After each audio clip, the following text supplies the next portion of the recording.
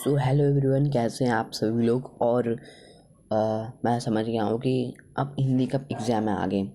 हिंदी के एग्ज़ाम्स हैं, संस्कृत के एग्ज़ाम्स हैं। अब ये दो एग्ज़ाम से बचे। क्लास 9th की बात कर रहा हूँ मैं। और मैं भी क्लास 9th में हूँ इस समय, तो मेरे एग्ज़ाम्स हो चुके हैं। मेरे हिंदी के एग्ज़ाम्स हो गए, आज कंप्लीट हो गए मेरे हिंदी के एग्ज़ाम्स। और अगर आपको हिंदी के एग्ज़ाम्स चाहिए ना, तो बहुत सिंपल है। बेसिकली क्या करना होगा, सबसे पहले आप क्या कीजिए, पूरी चैप्टर पढ़ लीजिए। क्योंकि ना पूरी चैप्टर में से आपको एक स्टोरी देंगे।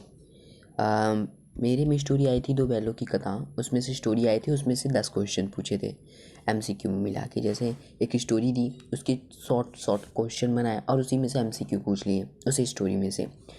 तो आपको क्या करना है, बस आप सारे जितने चैप्टर हैं आपके सिलेबस में, सारे चैप्टर लर्न नहीं करने, कुछ भी याद नहीं करना है आपको, बस पढ़ना है एक बार। आप एक बार पढ़ लोगे तो आपको सारे एमसीक्यू मिल जाएंगे। ठीक है, फिर उसके बाद बाहर से 2-3 पोएम आएंगे। जैसे 2-3 कविताएं आएंगी कालिदास जी की, सूरदास जी की। तो उसमें से आपको क्वेश्चन पूछा जाएगा एमसीक्यू के तरीके से। उसमें भी 4 ऑप्शन दिए जाएंगे। एक क्वेश्चन पूछा जाएगा तो 4 ऑप्शन दिए जाएंगे, उसमें भी आपको पढ़ना है, सिंपल से टिक लगा देना है। फिर उसके बाद आएंगे आपके क्वेश्चंस 5-5 नंबर के। 5-5 नंबर के आपके क्वेश्चंस आएंगे। और क्वेश्चंस मैं बता दूं, क्वेश्चंस तो भाई लर्न करना है बस कल 2 चैप्टर के। ये 2 चैप्टर में जो नाम बता रहा हूँ ना, 2 चैप्टर, इन 2 चैप्टर के क्वेश्चन लर्न कर लेना, क्योंकि ये 2 चैप्टर ना कंफर्म है। फिर उसके बाद 2 चैप्टर और बताऊँगा, उस 2 चैप्टर में कंफर्म नहीं है कि उसके क्वेश्चन आएंगे कि नहीं आएंगे।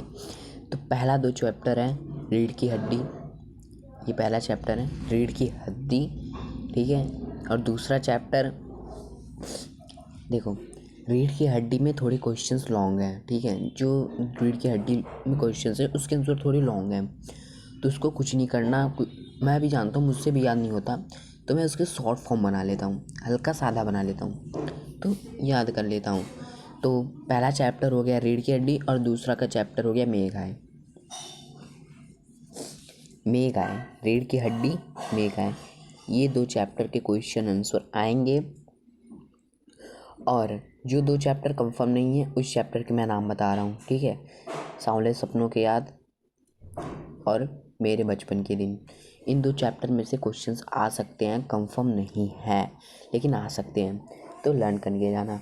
और फिर मैक्सिमम 5 से 6 शब्दार्थ आएंगे, शब्द के अर्थ आपको बनाकर लिखना है। ठीक है, फिर उसके बाद ग्रामर आएगा, जैसे समास आ गए और उपसर्ग और प्रत्यय आ गए। अलंकार सारे तो आएंगे, सारे अलंकार आएंगे, शब्दालंकार, अर्थालंकार में जितने अलंकार हैं सब अलंकार आएंगे। समास तो सभी आएगा। फिर उसमें उसके बाद आपको आएगा विज्ञापन, विज्ञापन लिखो। ठीक है, फिर आपको उसके बाद आएगा कि ईमेल लिखो, अपने मित्र के लिए अपने बर्थडे में ईमेल लिखो। फिर निवेदन पत्र, फिर आवेदन पत्र।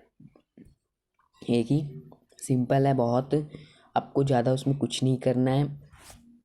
ठीक है, मैं क्वेश्चन देकर आया हूँ, बहुत सिंपल पेपर था, बहुत सिंपल। बस आपको एक बार क्या करना है, देखो आपका पहला काम, आपका पहला टास्क है, बुक के एक बार अच्छे से रीड कर लो, एक बार अच्छे से। 3 दिन का छुट्टी का टाइम मिलता है, एक बार बुक को अच्छे से रीड कर लो। ठीक है, फिर उसके बाद आपको क्या करना है, क्वेश्चन को रीड कर लिया तो मैंने आपको रीढ़ की हड्डी, ठीक है, रीढ़ की हड्डी और मेघाय, इन 2 चैप्टर के क्वेश्चन आंसर लर्न कर लो। इस 2 चैप्टर के क्वेश्चन आंसर कंफर्म है, पूरी दिल्ली और पूरी यूपी, पूरी एमपी में ये क्वेश्चन आ रहे हैं। अगर आप हरियाणा कहीं से भी हैं, ये 2 पार्ट के क्वेश्चंस आएंगे ही आएंगे। क्लास 9th वालों के लिए है ये वीडियो, आएंगे। अगर आपको चाहिए तो आप पहले जाइए, ध्यान से पढ़िए, ध्यान से लर्न करिए ये 2 चैप्टर के क्वेश्चन आंसर, क्योंकि इस 2 चैप्टर में से मैक्सिमम 8 क्वेश्चन आ रहे हैं, मेघाय और रीढ़ की हड्डी। इसमें से मैक्सिमम 8 क्वेश्चन आ रहे हैं जो कि 5-5 नंबर के हैं। और अगर आप नहीं करते हो तो आपको 40 नंबर आपके यूं ही नहीं मिलेंगे। ठीक है, और बची 40 मार्क्स। 40 मार्क्स अगर आपने बुक भी नहीं रीड की तो आपको एमसीक्यू नहीं कर पाओगे। अगर आप एमसीक्यू नहीं कर पाओगे तो उसमें से आपके 15 मार्क्स कट जाएंगे, क्योंकि एक क्वेश्चन 1 मार्क्स का है।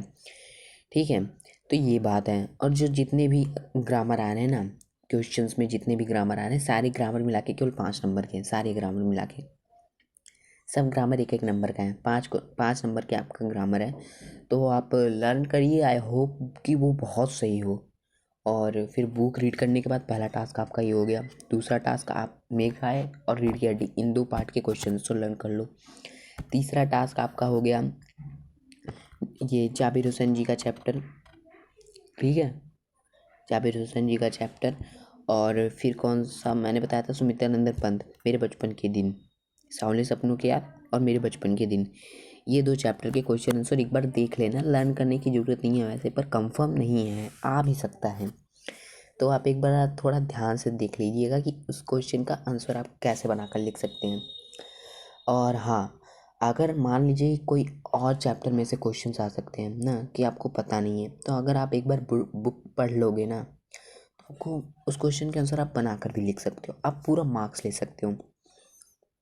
अगर उस क्वेश्चन पर आपको 5 मार्क्स है, अगर 3 मार्क्स मिल रहे तो आप थोड़ा 4-5 लाइन और बना के लिख दो, पूरा 5 मार्क्स पूरे लेने हैं, ये नहीं है।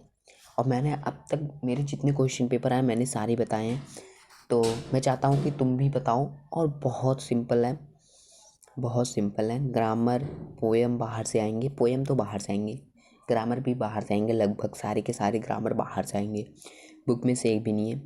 और बुक में से बस वही क्वेश्चन आ जाएंगे 4 से 5, और 8 क्वेश्चन भी आ सकते हैं बुक में से। मेरे तो 9 आए थे भाई, मैं सच बता रहा हूँ, 5-5 नंबर के एक एक 5-5 नंबर के एक एक क्वेश्चन से। सो धन्यवाद, मिलेंगे नेक्स्ट वीडियो में। Like and subscribe.